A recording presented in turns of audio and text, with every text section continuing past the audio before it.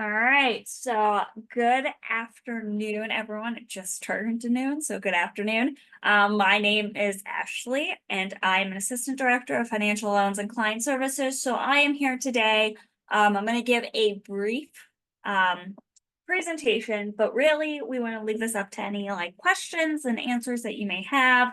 Afterwards, I'll more than happy to give some simple tips, tricks, timelines. I am here also with my colleague Damon, who works in our office as well, so that in the background, while I'm giving a presentation, you can, in the Q&A part, you can ask questions, so that, Damon will answer in the background, but I will also answer, just so that everyone knows it's an open forum. So if there is definitely any questions that are very personal, I'm not going to say those out loud.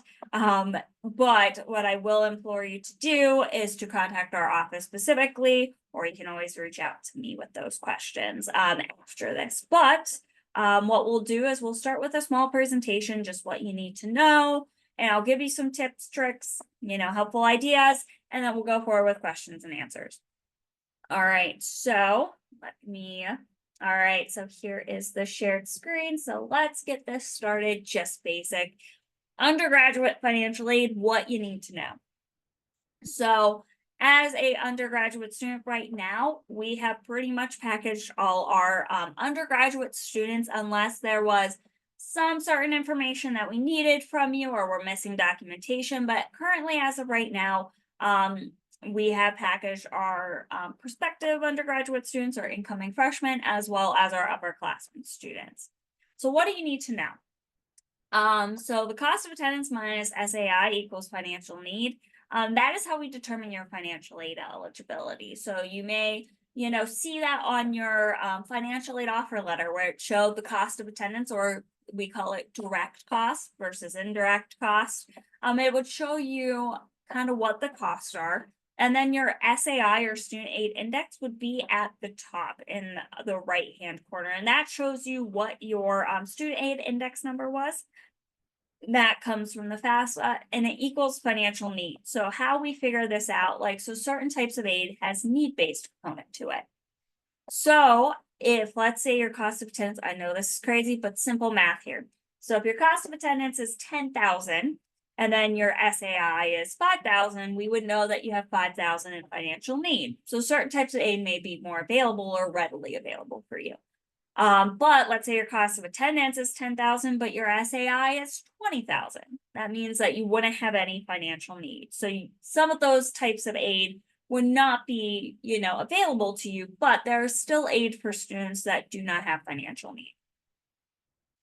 So the difference between the two, because I love financially, people love acronyms. So the cost of attendance is unique to the college or university you choose to attend. So what I usually state is every college cost is different. If you're going to be off campus on one and then you're going to live with your parent at another college, your costs are going to be different.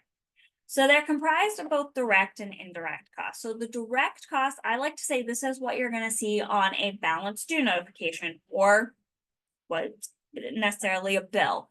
This is what the university is going to say you owe us, which is like tuition, fees, housing and meal plan, or housing and food.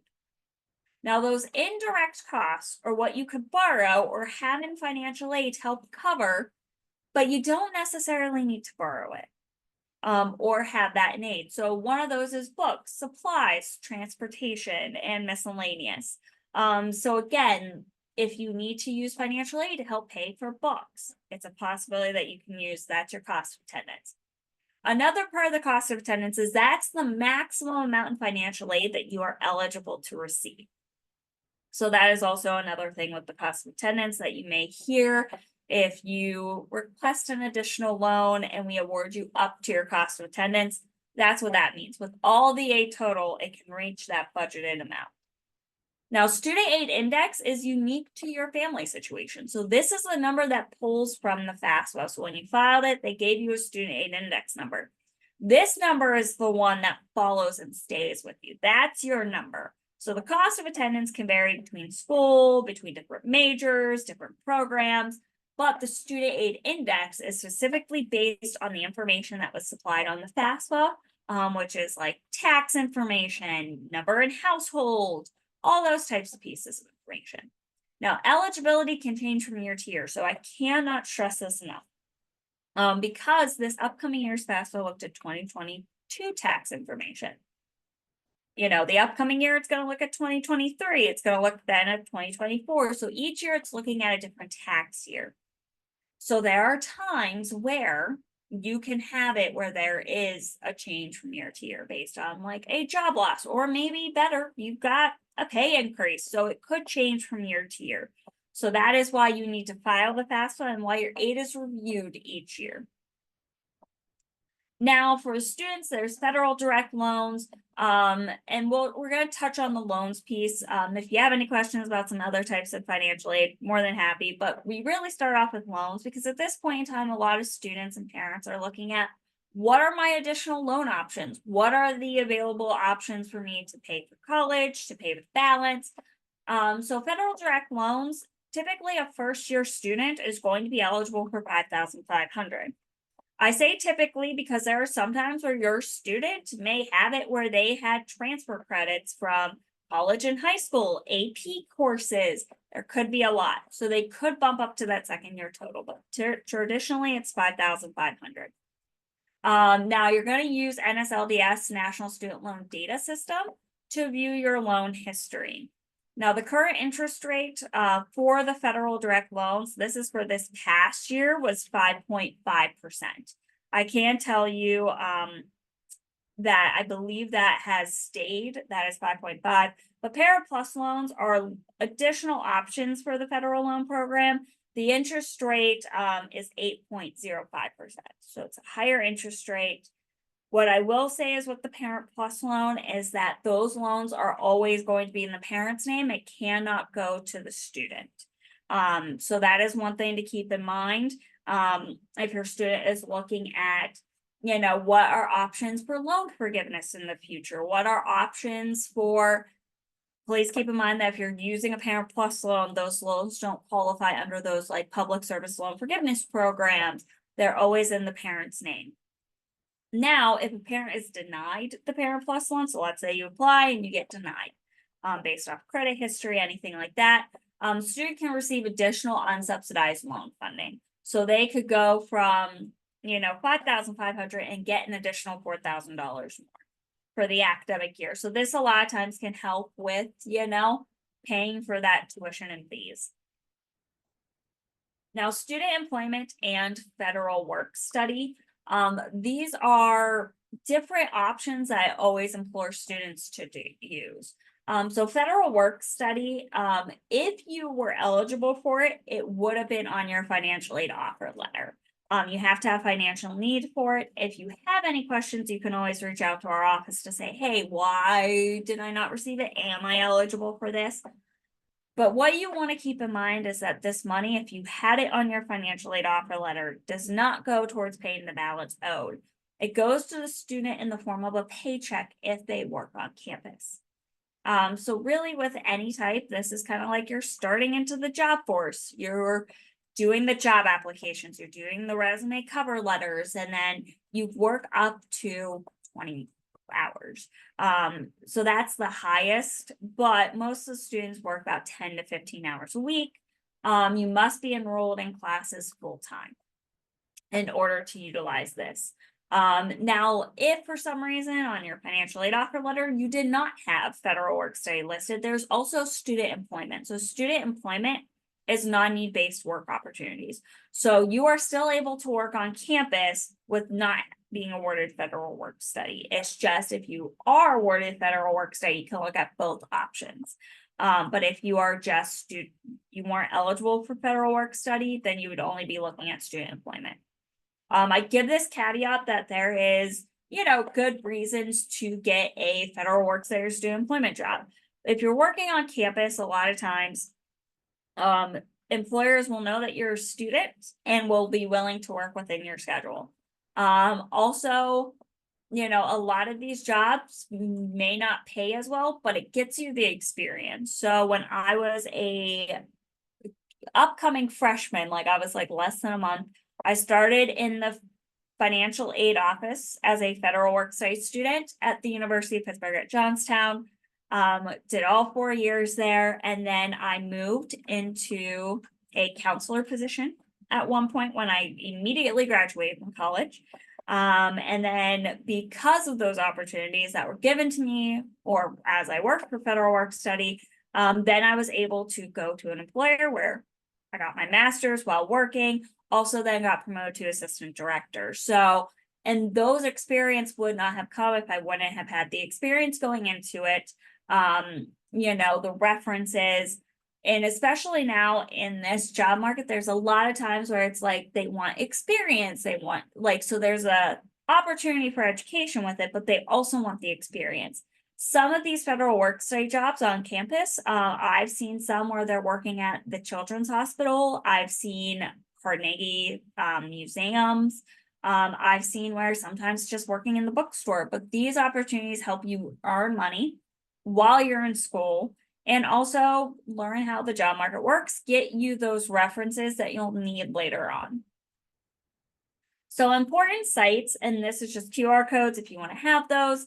So tuition and fees. So this site will give the current tuition and fees rate. What I will say is that the Board of Trustees is set to meet relatively soon to discuss the tuition and fees and to publish those out there. So any upcoming or update tuition and fees amounts will be listed on that site after it gets announced. So that is something to keep in mind. If you're looking at that site right now, it's going to show the current years. But traditionally, I always tell families budget around 3 to 5% increase for tuition, just because that's usually on average, typically what it's going to be. So this will kind of help you to see what the cost will be. Student Payment Center is a great site to go into when the balance due notifications are going to come out, when they're due, and also for payment plans. So if you're looking at, hey, I could sign up for a payment plan instead of borrowing a loan, where do I go for that? That will give you their site for that information. And then also just financial aid updates. So our site's very good because we know this year it was very not as easy as other years, especially with the new FAFSA coming out, the delays in there. But on this site, we try to give as many updates as possible so that you guys are aware, when things are coming available, when things are due, but just also to give you some general updates. Our website does have all those. And then here's our contact information. Again, I wanted to keep this short so I could answer questions, but also give you some tips, tricks, and all that jazz. But here's our contact information. So if you have any questions, you can reach out or you can email. It also has our federal school code on it and also the admissions line as well. So with that, we will then go into just answering any questions and giving some more information. So it looks like we have a couple. So let's take a look here. All right, so hi, my daughter accepted the federal loan Pitt offered. We also applied for a private loan that is supposedly within the school for certification. I'm not seeing any updates on either. When will that money show up on a student's account? Okay, so this is what I would suggest, because as I said before, I am financial loans and client services. So loans are kind of like my bread and butter with a lot of other things, but for private education loans and even just federal loans, but we'll just start with the private education loan. At this point in time, we would wait till your student is enrolled full-time or to know what your student's enrollment is. So if your student is currently not enrolled, or let's say they're waitlisted for classes, so they haven't been enrolled officially full-time, we put those on hold until we see that enrollment become available. But also, let's say your amount currently fits within the cost of attendance and your student's enrolled and we have everything we need, we'll put that on the account. But if for some reason, let's say you requested more than what will fit in your current cost of attendance, we're going to hold those until after the tuition and fees get set up. So there is sometimes depending, on the timeline. You can always reach out to our office to see, hey, did you receive it? But if the private education lender said we set for school certification, then it's pretty much probably on hold for those two reasons. Now, what I will state is, with certifications, we send a batch of those out at the end of this month. So what I will say is that when we award your student, you'll receive a revised financial aid offer letter that will show you that private education loan on the account. So that is one thing just to keep in mind, that you may get it next week that we put the loan on, but we haven't sent the cert out yet. And that's just because we time it for when the money can disperse. So what I will state to you is that if you're looking at, I want to sign up for a payment plan, but I didn't want to borrow as much, or I just want to know, I would reach out to our office first just to say, okay, if this loan that I applied for, you're certifying it, how much are you going to process it for? And then we can let you know, or honestly, if you look up, I will give you my contact information here. So if you want to email, my email is A as an apple, B as a boy, E as an elephant, 10@pitt.edu. So if you would wish to do that, you absolutely can. I can give you an idea of this is what we are certified for. When you sign up for the payment plan, you can input amounts. So you could say, I'm estimated to get this much in aid, so that when that comes on, you can sign up for the payment plan earlier. And that's the same with federal loans. So for federal loans, for the Parent Plus loans right now, you asked for the maximum amount in that loan. We have not certified it yet. And that's just because we're waiting on the current tuition and fee rates to come out for the upcoming year. Or if you are not enrolled full-time yet, or, there's something else missing. So if we need something additional from you, and in those situations, we would email you. But if it is we requested the maximum amount, then we're going to be waiting till after tuition and fee rates come out, which should hopefully be by next week. The Board of Trustees is meeting tomorrow, so hopefully that's when they'll announce it. But for everything to get updated, it'll be next week. So I should apply for the loan until the tuition info comes out, or do I go by the financial aid package we received? So this is what I would suggest doing. There's two options for this. So if you are going to apply for the loan, let's say now, I would request more than what you feel you're going to need. The reason for that is that we can always decrease the certified loan. We cannot increase it. And what I mean by that is if a lender says we approved you for 10,000 and let's say you needed 15,000, we can't just go and say, we'll just give you an extra 5. You have to go and reapply through that lender to get an additional 5,000. But let's say you applied for 15,000 and you really only needed 10. You can always send us an email to reduce your loan, and we will send it back to the lender like it's money you've never borrowed. So that is where there's that. So if you're going to apply earlier, then I would ask for more and then ask us to decrease it. If you want to wait till after tuition becomes available, that is perfectly fine. The balance due notifications will come out by the end of this month. That will show you your tuition, fees, room or housing, and food. So show those all in that bill and say, this is what you owe. And what it'll show is it'll say, this is what you owe minus any financial aid. This is what's remaining owed for the fall term. So if you want to apply for the full academic year, you multiply that amount by 2. It gets what you're going to owe for the year, because typically the fall and spring term bills mirror each other. So I think it depends on what you want to do as a family unit or as a student. So some families and students are more of I want to apply for it earlier. I want to get it done. I want it to be there. And that is fine. Some are more, I want the exact amount of what I need, and I'm going to wait to apply until, I get the balance student notification. That is fine as well. So I think it's up to you, but I would just say, if you're going to apply earlier, apply for more than what you think you're going to need and ask us to reduce it. So that's where I would indicate that both options work for families. There's not one way or the other.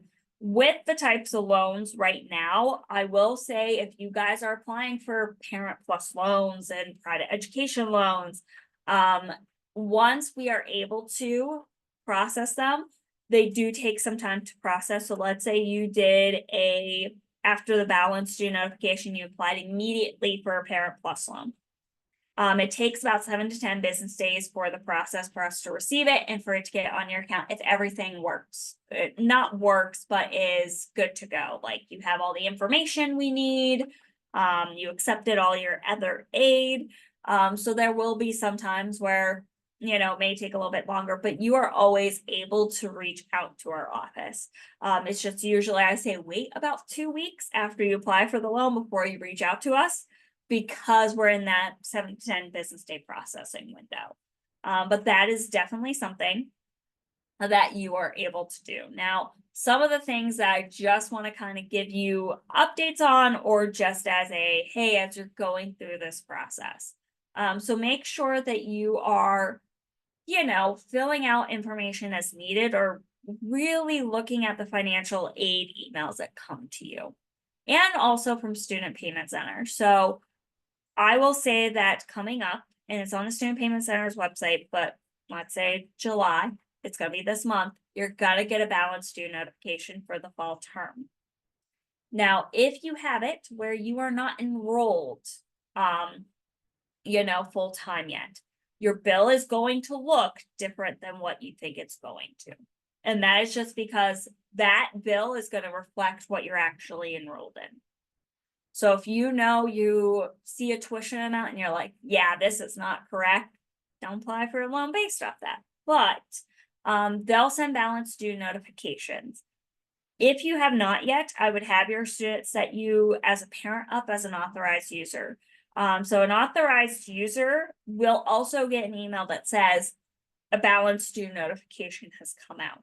You will get notices when there's balance due, when the due dates are, if any changes occurred, and you'll have access to your own side of the Pitt Pay account where you will be able to sign up for payment plans and look at those certain types of aspects. So I would suggest doing that. Even when I was a student, my mom was an authorized user and I worked in the financial aid office. So I knew when the bill was coming out, and there was still time she messaged me and said, do you know the bill's out, right? And I'm like, already knew that. But it's something to keep in mind, because if your parents have questions about specific things that are due on your bill statement, if they're not set up as an authorized user, the Student Payment Center will not talk to them, because that is your personal information. So definitely make sure you fill out them as an authorized user if you wish for them to be that. So a question came in, do Parent Plus loans require immediate payment or can be deferred until school is completed? So typically with Parent Plus loans, there's 2 options. So you can either select that you want to start payment on it for 60 days after the loan disperses. So you could choose that, or you could choose to defer that until after the student graduates, drops below half time, or withdraws. So those are the things that you would be able to do with the Parent Plus loan. Private education loans are similar, but they have different options depending on the lender. So some lenders have it where you can either, one, make a small payment during the academic years as the student's in school. You can make interest payments, or you can just make payments or defer. So I've seen it several ways. Some people like to make the interest payments. What I will state is that when you are making payments, keep in mind that when the fall term loan disperses, it's going to show only the fall amount interest rate. Then when the spring term disperses, your payment's going to increase because now there's more interest being accumulated on that loan. So that's just something to keep in mind as you're going through that. But what I will suggest doing, because the 2 options, and I usually give these 2 options as an idea, the Parent Plus loan is a federal loan. The interest rate was 8.05%. That loan is always in the parent's name. It can never transfer on to the student. There are parents out there that will make an agreement with the student and say, student, I'm gonna borrow the loan, but you're gonna make a payment on it like it's your loan. Keep in mind that is not legally bounding. So if student decides they're gonna run to Italy and not pay on that loan, the government's gonna come knocking on your door as a parent and say, where is the money? Private education loans are through a bank or private lending institution. The primary borrower is typically a student, but because they're a bank lending institution, most banks don't want to give a student, let's say a $20,000 loan when they don't have any, credit history. They don't have successful borrowing history yet because they're 17, 18 years old. So most of the time they need a cosigner. There are lenders out there where if the student makes good consecutive monthly payments 1 to 4 years after they graduate, the cosigner can be requested to be released off the loan.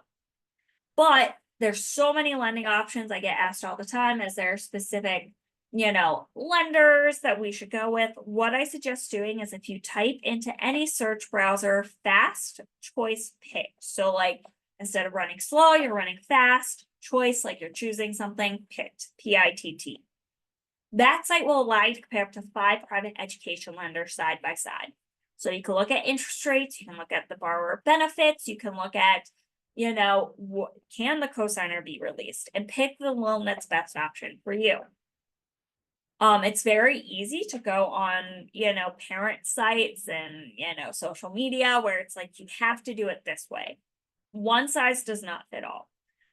So I usually state, do what's best for you and your family. I had a parent who was very big on it's your education, it's going to be your loan. So Parent Plus loans were out before I even had a chance to say it. So it was my federal student loans and private education loans where she could have been released as a cosigner. There are some parents who say, I want to release the burden of borrowing off the student, so I'm going to do a Parent Plus loan. There's some that do that. I think I'm going to get a better interest rate as a, Parent Plus loan, but I want the student to pay. I've even had some parents who say for the first 2 years, we're going to do a private education loan with the student and we'll be the co-signers. And if they do great in school, then their 3rd, 4th year will take the Parent Plus loan and limit their borrowing. Any option works. It's more sitting down as the family and involving your student with it, because if they're borrowing this money, they should know what's going on. So pretty much the question was, where do we find the form for setting up parents as authorized users for payment? So it's actually on PittPay. So if you go onto your my.pitt.edu and then you go into PittPay, and I can kind of direct you, basically just going through my old PittPay of fun. But PittPay, if you go to PittPay, there'll be a section where it says authorized users, and you'll be able to set up an authorized user on the account. On that PittPay, you can also then set up payment plans. So you can sign up for a payment plan through our Student Payment Center. If you sign up for a payment plan through our Student Payment Center, you can select up to a 6-month payment plan. Right now for the fall, you would be selecting up to 3 months in the payment plan. But for the spring, let's say spring term, you sign up by November 4th. You can sign up for a 6-month payment plan for the spring term. That'll divide what you owe into 6 monthly installments. So instead of owing, let's say, $6,000 in one lump sum, it'll divide, it'll be $1,000 each month. It's $45 to sign up, and there's no interest accumulating on that amount.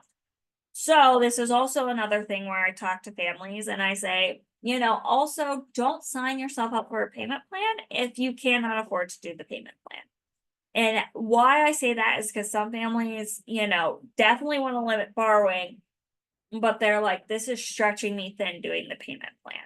Sometimes borrowing is not it's being mindful with your borrowing. And the reason I say that is I've seen students who just borrow and get the maximum amount of refunds, and then they'll spend it on things that are like going out to eat all the time. But really what you're doing is you're paying interest. Even when I was a student, I don't know how many times I would work in the summer and I'd be like, well, I'm going to get vending machine food because I didn't pack my lunch. Oh, the days. But the problem is all that I had in my account that was from loan borrowing, that I used to help cover when I was living off campus on my own, I then had to pay back with interest. So there are some things I'm like, oh, I definitely needed to do that just for living. And there's other times I'm like, yeah, I should have done that. Like I should have actually been smarter about that. So definitely just be mindful in your borrowing.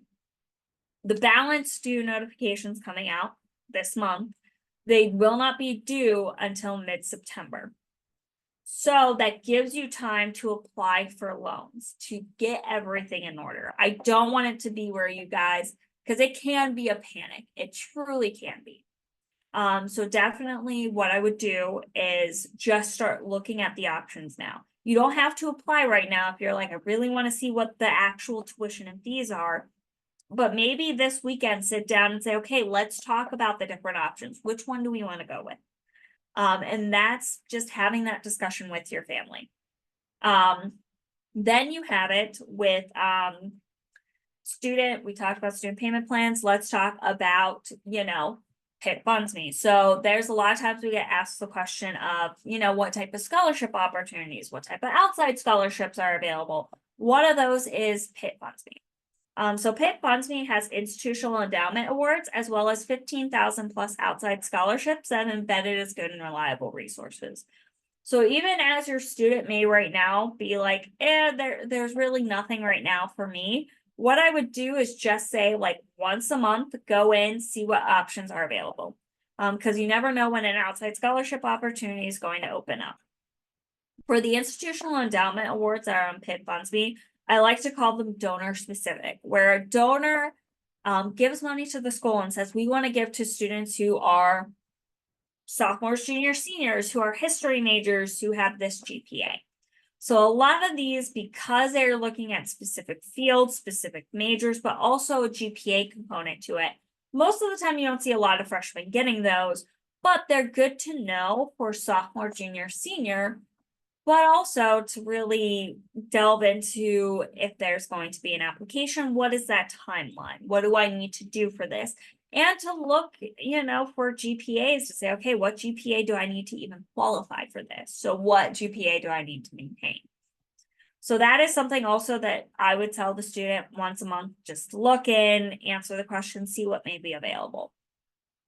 And then for, if you're borrowing your federal student loans, like a subsidized or a non-subsidized loan, the difference between the two is a subsidized loan, the government's paying the interest on that loan while the student's enrolled in school. So if they borrow, let's say $3,500 their freshman year, when they graduate and are walking across stage, that loan is still $3,500.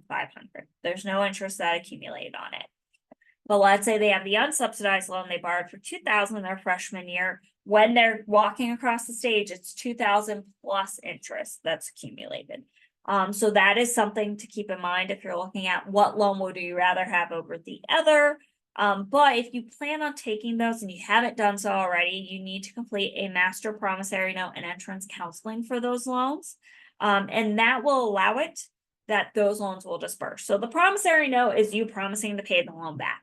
Most all lenders are not going to let you borrow unless you promise to pay a loan back through a promissory note. And then entrance counseling is trying to give you the general idea of when it comes back to paying the loan, who do I go to? What questions should I go to? Trying to counsel you on just borrowing. Because typically this is the first time you're borrowing loans. So it really helps to start formulating those, questions and ideas on helping you. With that, also, you want to make sure that you accepted your loans. So what I would suggest is this weekend before balance due notifications come out, if you have not done so and you want to look to see what else do I need to borrow, make sure that you accepted all your financial aid on your High Point dashboard. So if you have federal loans out there, like federal sub and unsubsidized loans that have not been accepted, accept those. The reason for that is that if you're planning on using them, it'll show as anticipated aid on Pitt Pay. So you get a better idea of what you are actually going to owe. So and that would be for those types of things, like as you're preparing for the upcoming. And I'll give you some other tips as well. So with And this is what the FAFSA for this year, as I said, it uses 2022 tax information.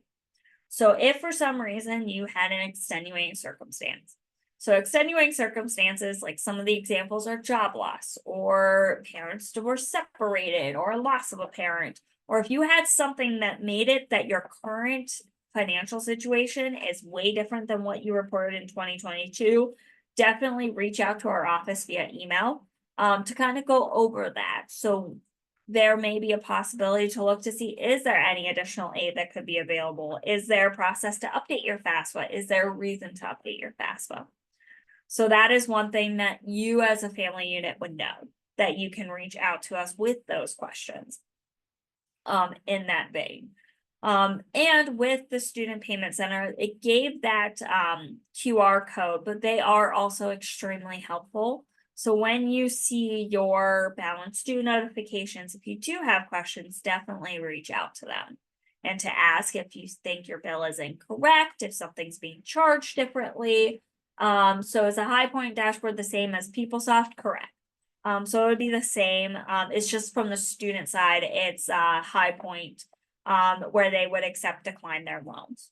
But also with that, even if you're borrowing a Parent Plus loan or a private education loan, it'll show as aid on that High Point dashboard, as well as sending you a revised financial aid offer letter that shows that information as well. What I will say to families is that any type of aid will not disperse until at least 10 days prior to the start of the semester. So if for some reason you're looking at when will my aid go, when will it disperse, it won't be until middle to end of August. So that is just something to keep in mind with that, is that you may expect the aid to come sooner. It's not going to come until after that point. And if everything is good to go, it'll disperse after that. If you set up e-refunds, it will be 1 to 3 business days that refund will then go into the bank account that you choose if you have a refund. So let's say you borrowed more than what the tuition and fees were so that you could help cover books or other expenses, or maybe a laptop purchase. You would then be able to get that refund to help cover that. But you want to set up e-refunds on Pitt Pay. If not, it's going to be mailed in a check to the address that is on file. So definitely make sure you have that set up as e-refunds. It just makes everything a lot smoother, a lot better. And for, and I think this was answered, but for any of you who are like, I do have an extenuating circumstance, what should I do? How should I contact you? It is finaid@pitt.edu. So this one, just save this email. I mean, I also gave my email, and I'll give it again. But my email is A as an apple, B as boy, E as an elephant, 10 at pitt.edu. But the FinAid email address is going to connect you with a counselor as well. But this is where you would go to email us for extenuating circumstances. If you have a loan that needs to be decreased, so let's say you decided, hey, I don't need as much in this loan, or let's say you got a late scholarship posting and you're like, this would be great to reduce my loan. You can always email us and we can reduce your loan and send it back to the lender like it's money you've never borrowed. So that is something that you can have and just keep in your pocket for when you have questions for us. And even with that, just for like, if you have a loan reduction for a outside scholarship, one thing you should also do for us is if you do have an outside scholarship coming, like you have, received a scholarship from your high school or local bank or whatever the case may be, make sure to report that to us. So that we can update your financial aid to reflect that you are expected to receive that. And you can do that on the information update forms. So that is, if you go to financialaid.pitt.edu, that is our website. If you go into the magnifying glass search bar, you can type in forms and it'll give you our forms that you are then able to fill out. So that is something you definitely want to do. And I've been, watching to see if there's any questions. I'm still more than happy to give you all the advice that I possibly can, or, some things that I've seen that have troubled or concerned students, in the past, students and families. to kind of give you an idea. So just as a reminder that with anything, if there's additional information needed for loans, the email is most likely going to go to the student and not the parent. So just again, have your student make sure that they are checking their emails constantly. For if there is any additional information needed, if there is anything that we need from the student in order to process a loan or to get their financial aid squared away. For anything, so let me see, has FAFSA sent back any updated info if I sent in update information to your office?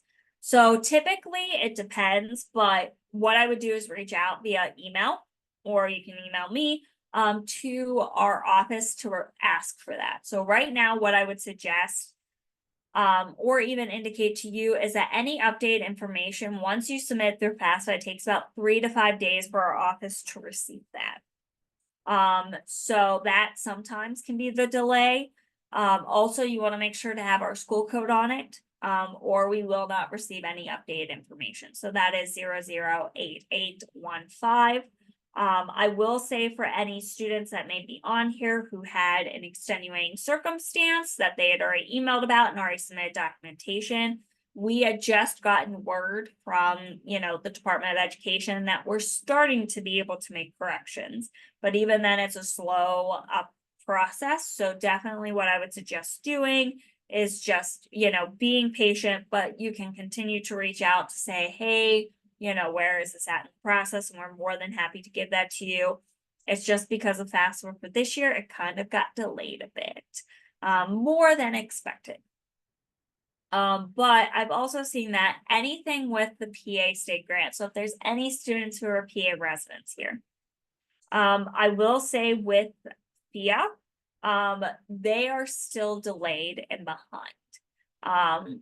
With that funding from the PA state grant, it is still showing as estimated. It will still show as estimated until FIA is able to give us the money, the PA state grant program. What I will indicate is that, and this was word given by FIA, so let's say you put as your primary school, not Pitt. Let's say you put another school like, Penn State, even though I don't want to say that, but let's say you just put another school. And now you're going to Pitt, which is wonderful. If you have it where you need to switch the school so that PA state grant sends your money to Pitt, we are not able as a school to make any corrections on their site until September. So that is something you can always reach out to FIA about to see if they are able to update it. But us as a school wouldn't be able to say, oh, let's update it that you are now attending us, or let's update your school that if you're attending somewhere else, for those students who may have said they were going to come here and went somewhere else, we can't update anything yet. So that's where some of these FAFSA delays and the delays have caused this. So in case there are any PA residents, I want to make sure that you guys are aware that there may be some instances where you'll see the PA state grant as estimated, but it won't disperse or it won't show up as anticipated aid. So if you have one of those situations, definitely just call our office and ask, or email and say, hey, can you just, confirm to me it's still showing as estimated? We'll try to give you the best answers as possible because some of that is relating to the PA, like to FIA. So FIA is giving us that information. So that is something to also be mindful of when it comes to this kind of processing year. So that's why I've been trying to tell families as I talk to them, to really focus on what you can control, which seems crazy to think about, but what you can control right now is, this is what I'm owing. Let me make sure I've accepted all the aid that I need to, and then we'll go forward with that. We'll borrow what we need at that point in time. So again, just making sure that ahead of the balance due notifications coming out, making sure you have all your aid accepted that you're planning on, even doing your research on the loan options can be extremely helpful. So are there any additional forms of financial aid possible for out-of-state students? So necessarily for out-of-state students and like in-state, we look at the FAFSA in order to determine what types of aid are available. What I will state is that as an out-of-state student, typically, I'm not saying typically, but because you have a higher tuition rate, your cost of attendance is higher. So that could open you for some more financial need opportunities because maybe your SAI is going to stay the same, but your tuition's higher. At the same time, for out-of-state students, there are a reciprocal program with certain states that Pennsylvania has, where if a student is, let's say you're coming from Ohio, you could get potentially part of your Ohio State grant to go to a Pennsylvania school. Typically, it's going to be less than what you would have if you stayed in state, but there's not many states that are part of that. So if you go to your state's website, it will tell you if they participate with a reciprocal agreement with the state of Pennsylvania. Some of the ones that are more familiar are like Delaware, Massachusetts, Ohio, the District of Columbia. So those are some of the ones that have the reciprocal agreements with us. So that is potentially, I would also look at Pitt Funds Me. If you have a question on that, seeking, what additional loan options may be available, you can always reach out to our FinAid email, just to see. Now the question, looks like it's going to be answered, where can we find this recording? So once I get the answer, I'll let you know. For everyone who, if you are looking at one, how will I get this recording? Can I look back on it? Definitely that is a good question to ask. So they're published on the Student Affairs YouTube channel in about 5 to 7 days. So you can always refer back to these as you're saying, what are my options? What has been the helpful tips guides that have been provided? What I will state to everyone on this call that has, stayed with me for a while, I know financial aid is not the most fun topic. I really know that.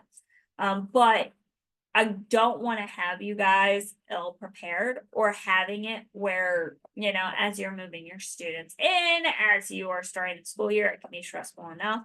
So trying to give you some tips on, or some ideas, especially if you're first year, of how the process works. What is my timelines? How can I make this an option for me? And the best advice I can give you, and I've said it multiple times, but not one size fits all. So really start to look at your options, start to get a better idea. Tuition rates will come out. So they are going to come out soon. So when they do, take a look at those.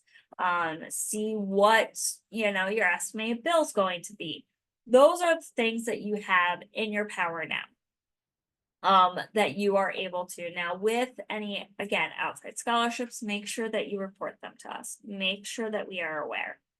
And I know this is a long shot, far away. Probably most people aren't thinking about it, but I always talk about this with students, especially prospective incoming students, about satisfactory academic progress. So satisfactory academic progress, all types of aid for the most part have a certain type of component that you must meet a certain GPA, you must meet a certain pace of completion. So that means like, if I attempted 100 credits, I must pass a certain percentage of them. The percentage is 67%. A lot of times with the GPA, students will look at it and say, I don't need to worry about that. Like, I'm going to get a great GPA. I've seen students who, as they're starting, they could have a rough semester. And a lot of times it's because of, extenuating circumstances that occur. What I will state is make sure that you are having open communications with your academic advisor and with a financial aid. So like coming to the Financial Aid Wellness Center, because a lot of times students feel like they're on their own. And I want you to know that that is not the case. Like there is academic resources available. There is, your academic advisor wants you to succeed. Us in financial aid want you to succeed. And there's a lot of times where students may stay enrolled in classes, that they should have withdrawn from, that they got and then they have a bad GPA. Or there's times where students will just withdraw, not realizing, the impact. And again, sometimes the withdrawal is good, sometimes it's not. But really what I try to do, because a lot of students I see in this boat, not even a lot, but the students who have the explanations, you see a lot of times they had an extenuating circumstance and didn't come to people to ask for that help. So definitely make sure that you're using all the resources that Pitt has provided to you and is available to you. And keep an open communication with financial aid and with your academic advisor. Because really it can be daunting to kind of be like, you're an adult now, even though like you're really me at 18 thinking I was an adult is totally different now. But it's one of those things where no one's gonna know that you need help unless you ask for it sometimes. So definitely make sure to put your ego aside and ask for help when you need to. And that's one of my best advice. As yes, most people, because when I say it's cumulative GPA, your first year you need a 1.5 cumulative GPA. Most people shy and shock at that and they laugh, but I've seen students who may fall a little bit short because of those extenuating circumstances that may have caused you to miss classes or to not be able to fully focus. Things happen, and that's why we try to do these webinars to give you the information, but to also put a face to our office and for your student so that you can always reach out. You can always reach out to the Finade email. You can always reach out to me.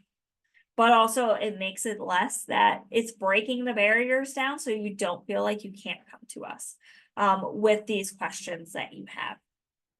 And even with that, I'll see if there's any questions that were good that were answered personally, that I can kind of give you a little bit more information on. And let's see. And what I would suggest doing here, so there was a lot about loans. And definitely you are able to reach out, and especially since I've, said about me being on the loans team, as well, and being in charge of that, you can always ask me questions about loans. I have no problem with that at all. And definitely what I want you to know is that you do have friends in the financial aid office, and we are then able to help you with any questions that you may have.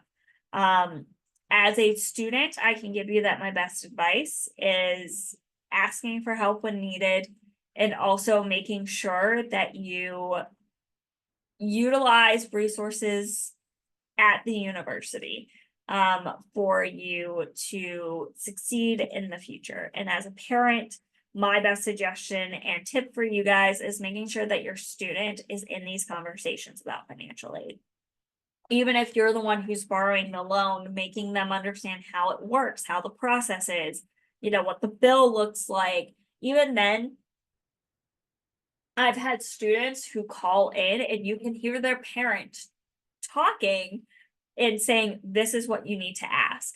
I am perfectly happy to do that, because then it gives the student the opportunity to be like, okay, these are the questions that need to be asked. Okay, this is how I need to ask this question, or, oh, this is what this means. So definitely get yourselves in a position that your student and you are actively communicating on financial aid matters.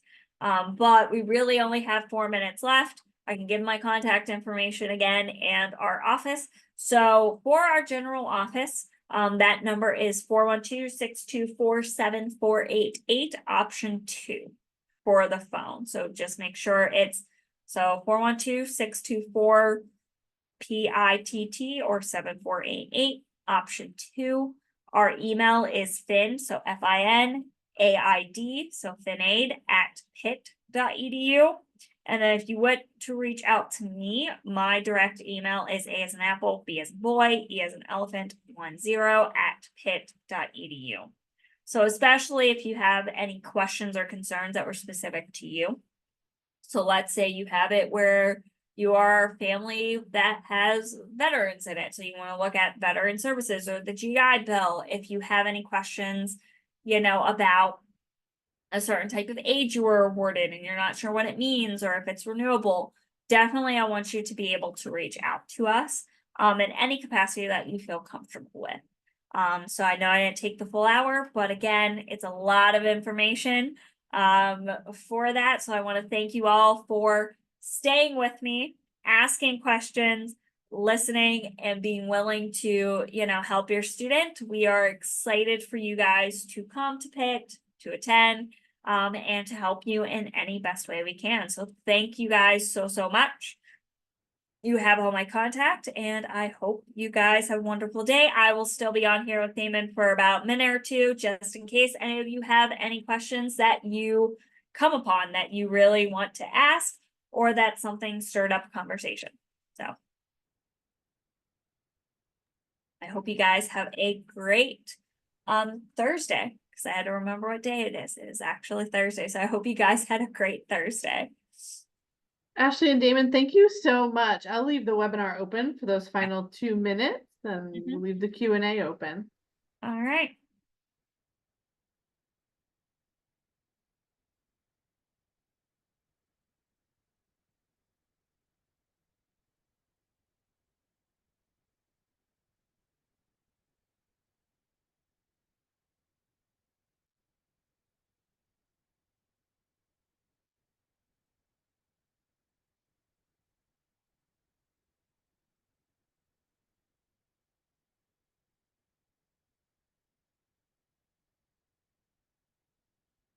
All right, so yes, you can get my email address. So the email is A as an apple, B as in boy, E as an elephant, 10@pitt.edu.